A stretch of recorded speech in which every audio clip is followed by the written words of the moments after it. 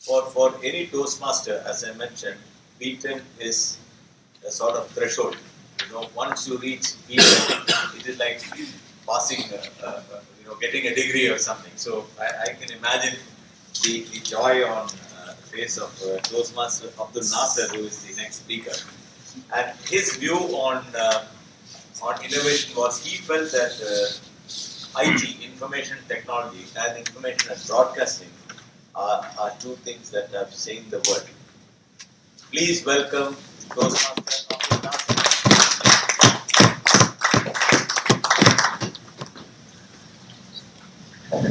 ولدتك أمك يا ابن آدم باكيا والناس حولك يضحكون سرورا فعمل اليوم أن تكون إذا بكوا في يوم موتك ضاحكا مسرورا. Toastmaster of the day, fellow Toastmasters, and just good evening. Good evening. What I just recited is a beautiful Arabic word, which can be loosely translated as this. When you were born, you were crying, while all others around you were celebrating and rejoicing. So, you need to work for a day. The day of your last breath, when you should be rejoicing, while all others around you are crying. Rejoicing at death. Can we really do that? Can we truly be happy and cheerful at the time of our death? Just visualize yourself lying on your deathbed and look back to see what would bring happiness to you on that day. Every ideology in the world and every philosophy in the world would tell you that the only thing that would make your last moments cheerful would be the legacy you are leaving to this world. The legacy of love, the legacy of virtues, and the legacy of good deeds. And today, as a fellow Toastmaster, I am taking the liberty to ask you a question. What preparations are you making to be able to rejoice at your deathbed? My friend, this is a question we need to ask ourselves every day before retiring to bed.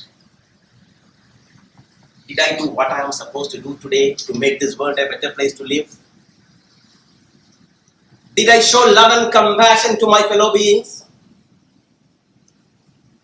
Did I put a little bit of joy in someone's heart today? The number of questions. The point I am trying to make is, we need to have a philosophy of giving back to the society. We have all grown to the present level of our status by taking and accepting from the society that gave us birth. Everything we enjoy today is the contribution of some individual or a group of individuals. So, it is our responsibility as the part of the collective to give back something the society needs. Not necessarily the bigger contributions like Einstein, Mother Teresa, or Warren Buffett did. No, I don't need them. It can be anything that makes a difference in someone's life. Anything that brings a smile on someone's face. And you don't have to be rich or extraordinary to make a difference. A consoling word, or a caressing touch of love, or a trivial act of kindness is all it takes to make it happen. When you give somebody a smile, or give him a positive comment on his new dress, it happens. And in Toastmasters, when you pour water in the glass of the person sitting next to you, it again happens. What I mean is, You don't have to wait for an opportunity expecting to do bigger things. My friends, keep filling your day with such trivial and selfless acts of kindness and compassion. By doing them, you are not only making them happy, but also sending out a message to the world that there are nice individuals all around. You implicitly say that such virtues are still live and active in human beings. In turn, they will also start reciprocating to others in their own ways. What is the end result? It goes viral. And the world becomes better and better.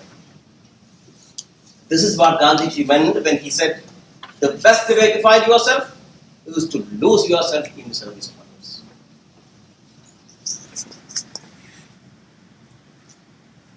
We can see the living examples of such people in every corner of the world. Recently, I happened to see one when I was in Chennai to visit my niece who is studying in Madras Christian College. A countryman in his shabby dress. Being a stranger in the area, I simply asked him to show me the way to the ladies' hostel. Instead of showing me the way, he literally followed me to the hostel for almost half a kilometer to make sure that I don't lose my way. On reaching the destination, as a token of my gratitude, I felt like paying him something. So I took my wallet out of my pocket. Seeing this, the man smiled and said, "No, sir, not for money. This is my way of worshipping God." Stunning words.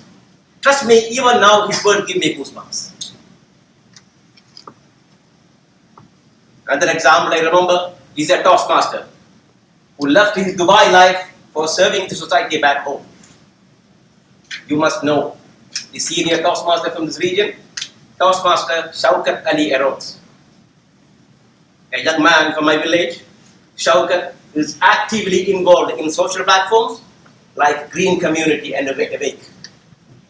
When I spoke to him recently, I realized that he has dedicated his life to the service of the society, and everything else comes secondary to him. Borrowing the title of the great author Robin Sharma, I would say that he is another version of the monk who sold his Ferrari for a virtuous life. My friends, there is an even higher form of that is to wish for others what you would wish for yourself. Wishing for others what you would wish for yourself. Sounds incredible, isn't it? But if you recall, there are such genuine individuals living in the inner parts of our villages and neighborhoods. They are character traitors. They only think good of others. They only wish good things for others the way they do for themselves. You can rightly call them the human turned angels. Let me conclude with the story of such a man from the history. A sage well revered by his phenomenon. One day, he was in the marketplace for some shopping, where his money was stolen. The people came around the honorable sage and expressed their grief over the robbery. Out of their love and respect, they suggested that they all curse and pray against the thief who stole his money. The man said, wait, it is my money that has been stolen, so I will lead the prayer and you guys will follow me. They all agreed. And the pious man started praying, "Oh Lord, if the man has stolen my money because he is in need of it, grant him blessing in what he stole. If he has stolen it for the sake of stealing, then make it his last sin." What an empathy and compassion. What an empathy and compassion. Can we have so considerate and compassionate a heart as the sage? If you have yes for an answer, I guarantee that we find our last moments celebrating and rejoicing. في يوم موتك ضاحكا مسرورا في يوم موتك ضاحكا مسرورا.